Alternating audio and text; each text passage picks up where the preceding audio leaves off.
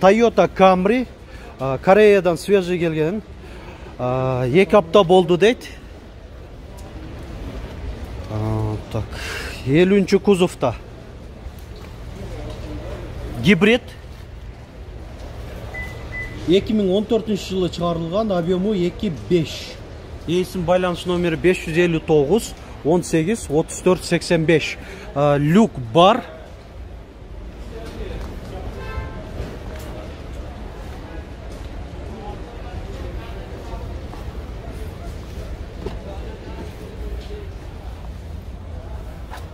Антизанос,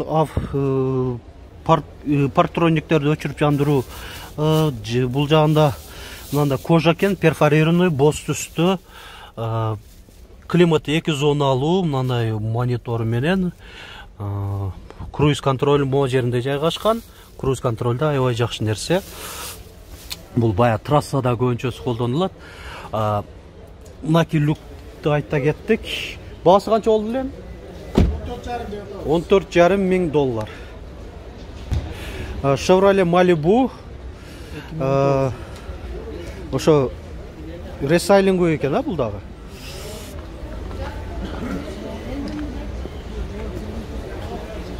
Екі мың 19 жылы чарылған, объемы 1.5.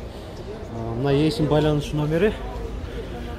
Ресайлингте кішіне сүреттері өзгөргөн, решетка радиаторларында да мына қарасаңыздар 2 зоналы люк.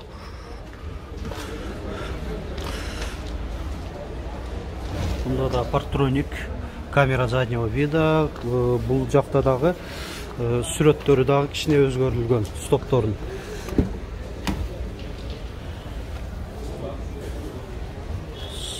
112 мың жоқ, 11 мың 44 километр діле көрсетіп отат пробегі. Ем жыл жан болған үшін ұшында әлі олады. Планшет түріндегі монитор, подогрев сидений, климаты 2 зоналы бұлдағы, антизанос, қара кожа, электроприводта отырғыштары. Айтылыш басы 17 мың доллар. Toyota Prius S. Бұлда гибрид. 2013 жылы шығарылған, объемы 1.5, басы 8 мың доллар. Есім байланыс номер 553 77 40 70.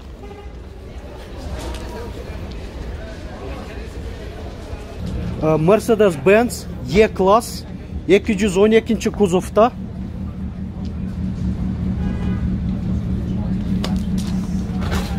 Екі мың 11 жылы шығарылған, объемы 3.5. Есім байланыс номерлері. Люк бар. Так, бұна açık көрсетіп қойыл салон. Пробеги 218 315 километр. Қара кожа. Память сидений 3 режимде. Климаты да 2 зоналу. Подогрев сидений. Абдуфтар мен қошо.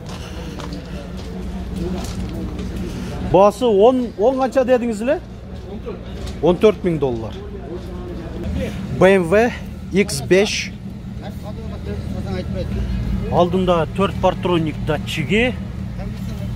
Дөңгөлөктөрү кышкы, протекторлары жакшы.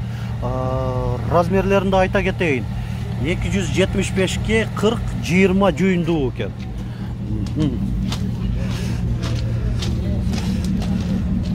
Арка жагынан көрүнүшү.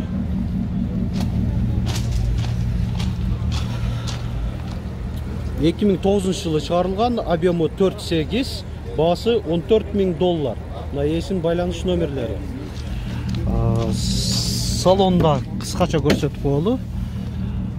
Пробег қанша болып қалды екен? 248 520 километр екен. Отырғыштары кожа, электроприводта. Урматтуу көрүүчүлөр, дагы бир коозууна, бирок ээси азыр жок болгонуна байланыштуу маалымат кагазында жок экен. Жандагы адамдардан сурасам, бирөөлөрү сатылып кетти деген сөп атат, бирөөлөрү болсо ээси объектке чыгып кетти деп атат. Opirus деген экен модель, маркадагы. Кийинки эгер сатылып болсо, кийинки чыгарылыштарда сөзсүз ушунда унаны тартып кеткенге аракет жасайм. Toyota Camry 30 кузовта.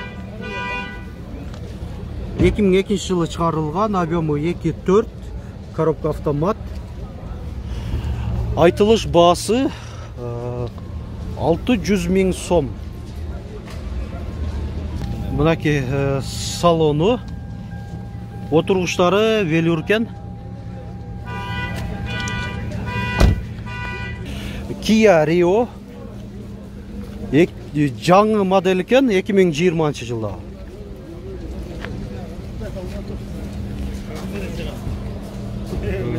Объему 1.6, коробка 6 ступка, автомат. Пробеги 150 000 километрге чейин гарантиясы менен экен да. Ошого чейин экен. Пробеги аз эле онда? Пробеги заводдо эле жүргөн да. Заводдо эле жүргөн деп атат. 5000 эле дейт. 5 эле километр. Ой.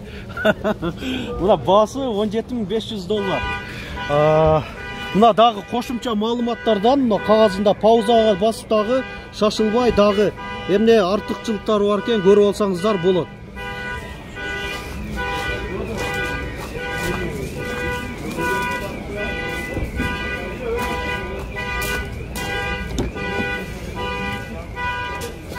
Мына пробеги көрсөтүп коеюн. 30 километр деп турат. 30 километр, штатный монитор, подогрев сидений, климат авторежимде бар, круиз-контроль, мультируль, отургучтары ткань материал экен. Күзгүлөрүндө повторитель поворота бар экен. Бул жакта дагы силерге карашты, бул дагы. Isuzu не болуп кетет бу? Японский. Жо, Isuzu модели. Isuzu D-Max па? D-Max. D-Max кен, мына. Ягында жазылып турат. D-Max. Пикап бул. Так. Бул да 2019 жылы чыгарылган. Объему 2.5 дизель. Мына эсин байланыш номерлери. Кошумча маалыматтардан мына кагазы. Жакындап көрсөтүп коюп атам. Bunun baası $36.000, $36.000.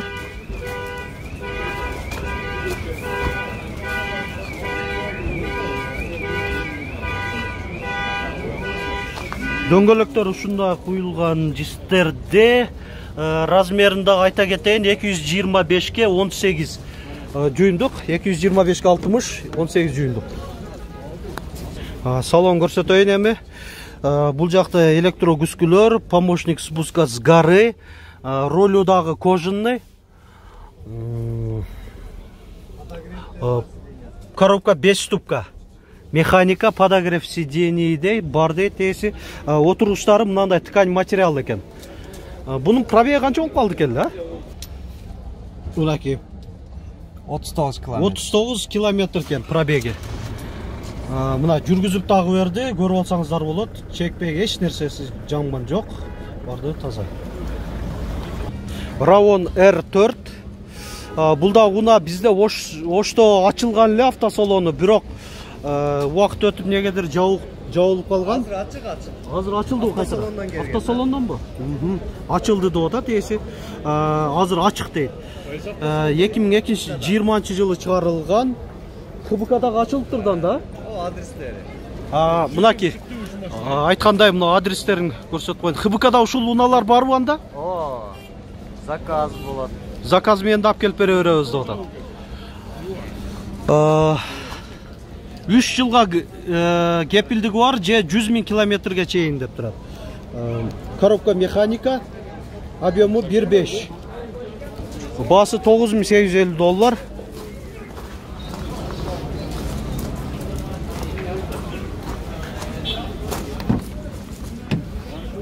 Алдыңкы айнектер электро көтөргүчтө, корректировка фар, пробеги 71 километрди көрсөтүп атат одометринде, подогрев сидений, кондиционер бар. Дагы ушул адамга караштуу Деут Джентра, Ravon.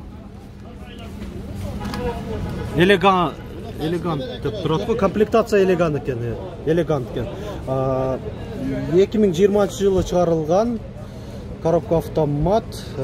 Баасы $11.500. Люк бар.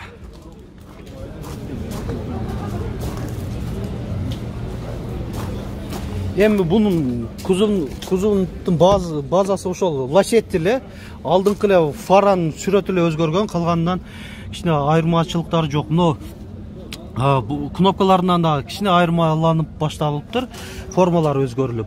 Мультируль, 4 айнектен электро көтөрүштө, подогрев сидений, кондиционер, мультимедиасы ушундай экен.